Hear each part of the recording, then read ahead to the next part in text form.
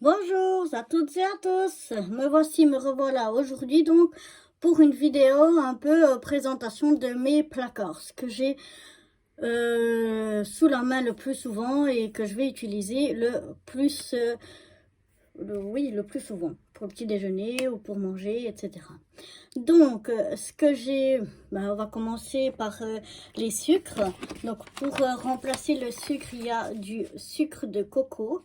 Donc, ce que j'ai compris, moi, c'est que c'est déjà mieux que le sucre normal, mais ça remplace quand même, c'est quand même encore pas le mieux, quoi. C'est mieux d'en utiliser pas trop.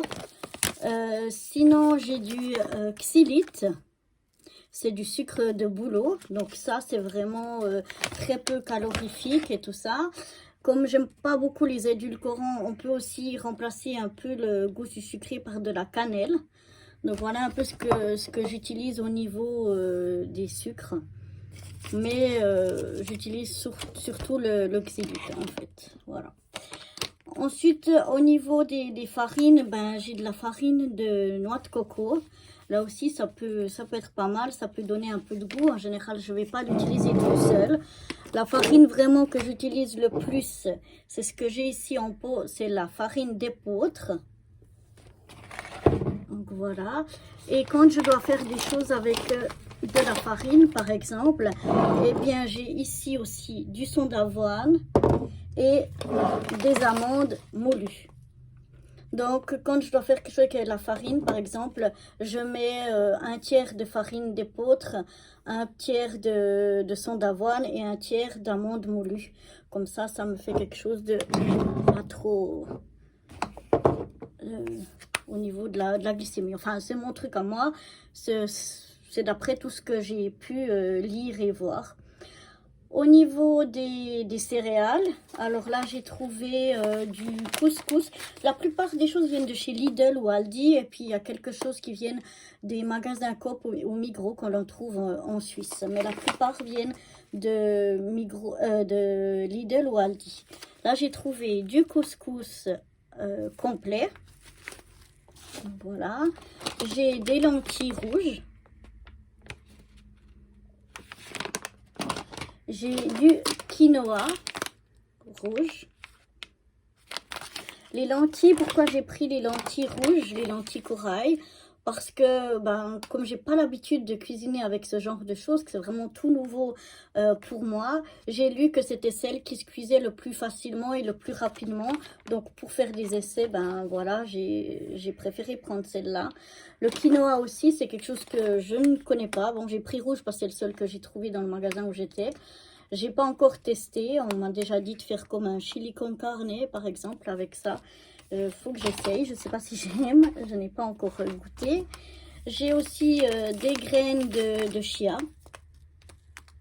Voilà. Ça peut être pas mal. Autrement, j'ai aussi des pâtes que je trouve. Des pâtes intégrales ou complètes. Surtout des spaghettis. Mais pour de temps en temps changer un petit peu. Voilà, j'ai trouvé aussi celle-ci. Qui sont aussi intégrales. Sinon, j'ai aussi des amandes, toujours un peu des trucs comme ça, ou des mélanges de noix. Voilà, pour parfois prendre une ou deux, pas trop, mais en prendre quelques-unes. Par exemple, pour le petit déjeuner, moi j'aime bien. Autrement, j'ai souvent aussi des fruits secs, des pommes séchées, des mangos séchés ou là des abricots secs. J'ai aussi des fruits frais, mais voilà, pour entre ou bien pour cuisiner quelque chose, j'aime bien avoir un peu de fruits secs. Ce que j'ai aussi au niveau du sucré, donc, enfin du sucré, oui, voilà. Donc là, j'ai trouvé, si je ne me trompe pas, c'est Lidl ou Aldi. Non, Aldi. C'est de la compote de pommes, mais je crois qu'ils ont la même chose chez Lidl. C'est de la compote de pommes qui n'est pas sucrée. Donc ça aussi, c'est quelque chose que je peux utiliser dans mes gâteaux à la place du sucre. Par exemple, de la mousse comme ça de pommes avec de la cannelle, ça va donner un petit goût sucré qui peut être pas mal. Donc ça j'en ai. Attention, il y a des pots sucrés et des pots non sucrés. Donc à prendre le non sucré. Ce que j'ai aussi, c'est du chocolat noir, 78%. Donc, j'ai pas encore essayé de faire des cakes ou des choses comme ça. Mais moi, je l'utilise de temps en temps. J'aime bien au petit déjeuner parce que moi, normalement, je prenais jamais de petit déjeuner. Donc, c'est quelque chose qui est un petit peu difficile pour moi de manger le matin. Et donc, souvent, je prends une banane avec de temps en temps, pas toujours, mais de temps en temps, un petit morceau de chocolat.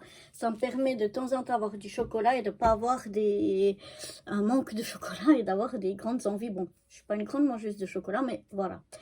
Et sinon, j'ai trouvé aussi chez Lidl, cette fois, oui, c'est des barres comme ça de céréales. Alors, elles sont faites avec des céréales complètes et sans sucre ajouté. Moi j'ai trouvé au yogourt, à la noisette et au chocolat.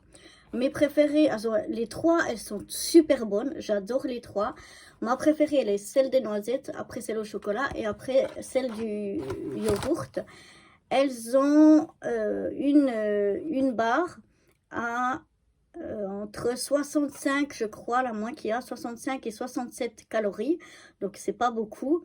Et il y a presque pas de sucre. Là, il y a 0,7 g de sucre.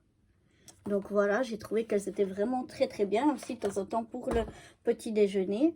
Un autre truc que j'ai trouvé mais que j'ai pas encore essayé aussi chez Lidl, c'est du porridge à la pomme et à la cannelle. Et donc là aussi, elle est faite avec, si je me trompe pas, alors que j'aille voir. Elle est faite avec des sons d'avoine en fait. Des sons d'avoine et un peu de pomme, un peu de figue, un peu de cannelle. Et puis donc il n'y a pas de sucre ajouté du tout dedans. Et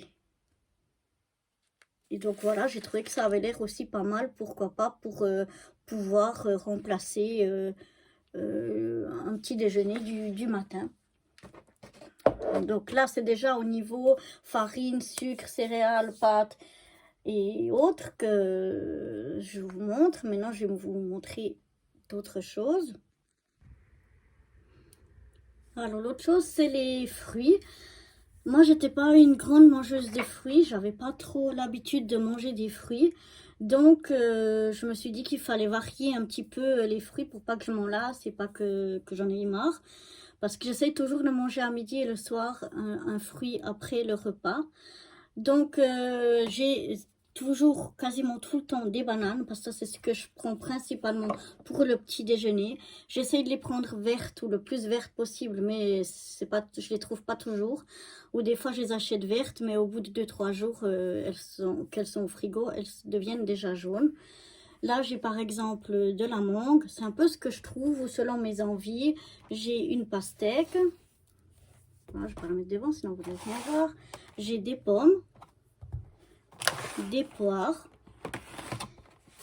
et des abricots. Donc là, c'est vraiment, j'essaye d'en avoir plusieurs pour que je puisse varier les plaisirs. Chaque fois, changer un petit peu. Mais c'est pas forcément chaque fois les mêmes. C'est selon mes envies, selon ce que je trouve. Quand je vais faire mes courses, ah ouais, ce fruit-là, samedi, ça samedi. Mais j'essaye toujours d'en avoir entre 3 et 4 de différents pour pouvoir vraiment pas manger chaque fois la même chose. Et je dois dire qu'en assez peu de temps, finalement, maintenant, quand je mange pas un fruit après le repas, ça me manque. Donc voilà ce qui est au niveau des fruits.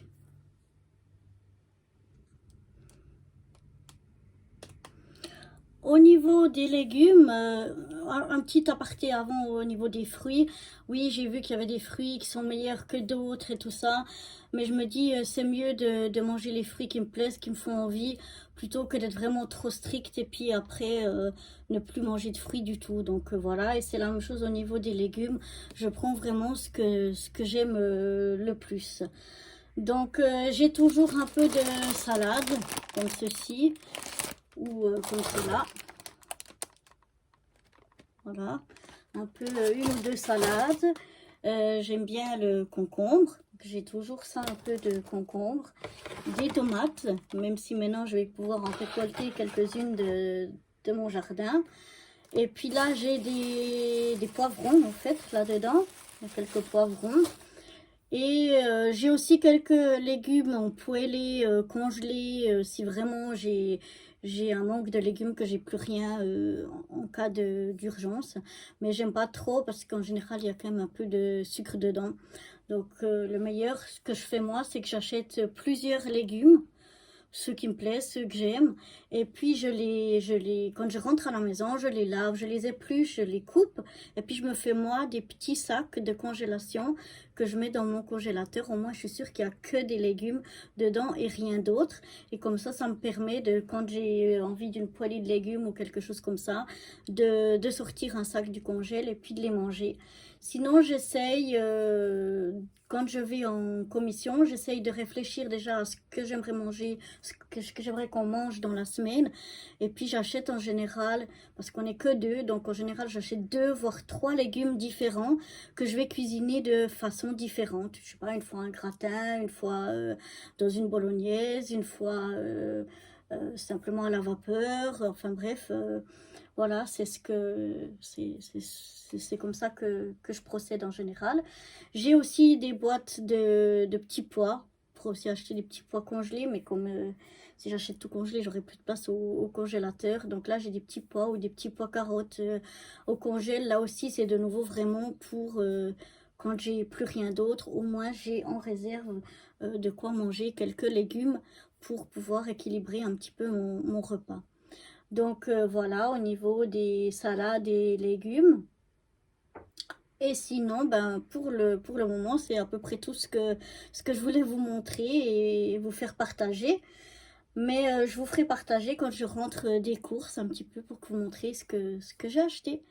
Alors voilà, à bientôt dans une prochaine vidéo. Bye bye!